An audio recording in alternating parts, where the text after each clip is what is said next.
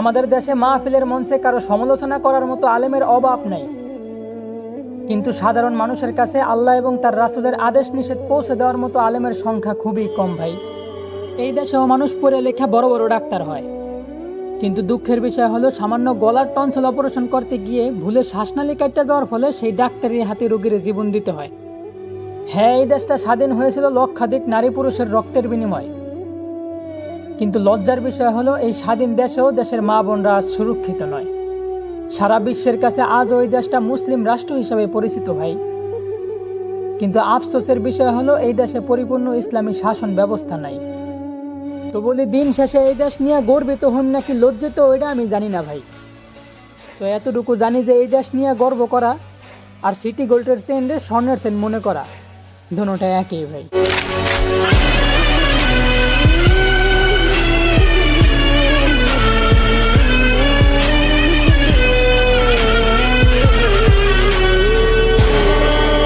তারপর তুমি একটা মেয়ে হওয়া সত্ত্বেও আদর্শ নারীর মতো পর্দায় থাকতে পারবা না, ছেলে না হওয়া সত্ত্বেও ছেলেদের পোশাক পরা ছাড়তে পারবা না, আর 2 দিন পর পর বলবা দেশ থেকে ধর্ষকের সংখ্যা কমানো দরকার।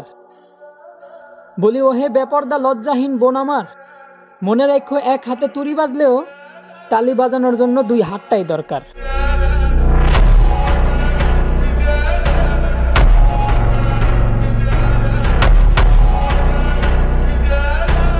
গ্রামের সমাজসেবক থেকে নিয়ে দেশের বড় বড় নেতাকর্মীরা, মুসলিম দেশে ইসলামী শাসন নাই জানি না ব্যর্থ আমরা জনগণ নাকি আপনারা।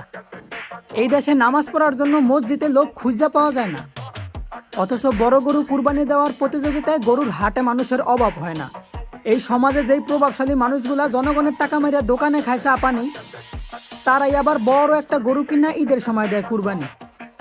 আমরা মানুষের দেখাইতে লাখ টাকা খরচ করে কুরবানি দিতেও দ্বিধাবোধ করি না, অথচ আল্লাহরে দেখাইতে 5 ওয়াক্ত নামাজটাই ঠিকমতো পড়া হয় না। তো পরিশেষে আমি একটা কথা বলি, কেউ রাগ করে না ভাই।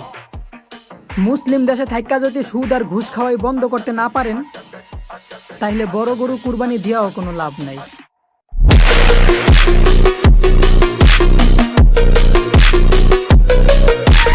তুমি দেশে বসে বাপের টাকা উড়াইয়া বাপের রাজ্যের রাজপুত্র হওয়ার চেষ্টা করতেছো, আর আমরা দূরপ্রবাসে প্রতিনিয়ত কষ্ট করে নিজের রাজ্য গড়ার চেষ্টা করতেছি। তাই এই কথায় কথায় প্রবাসীদের সাথে তুলনা বাদ দাও ভাই, এইগুলা মানায় না।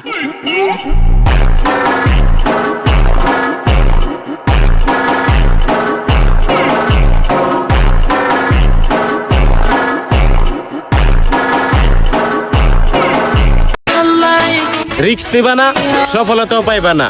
শুধু ঘরে বসে থাইকা এই বিদেশ স্ট্যাটাস দিলেই হইব না যে my dream country kingdom of Saudi Arabia. Lazim risk নিতে হইব। আল্লাহ হাবিবি কাম টু সৌদি আরবিয়া।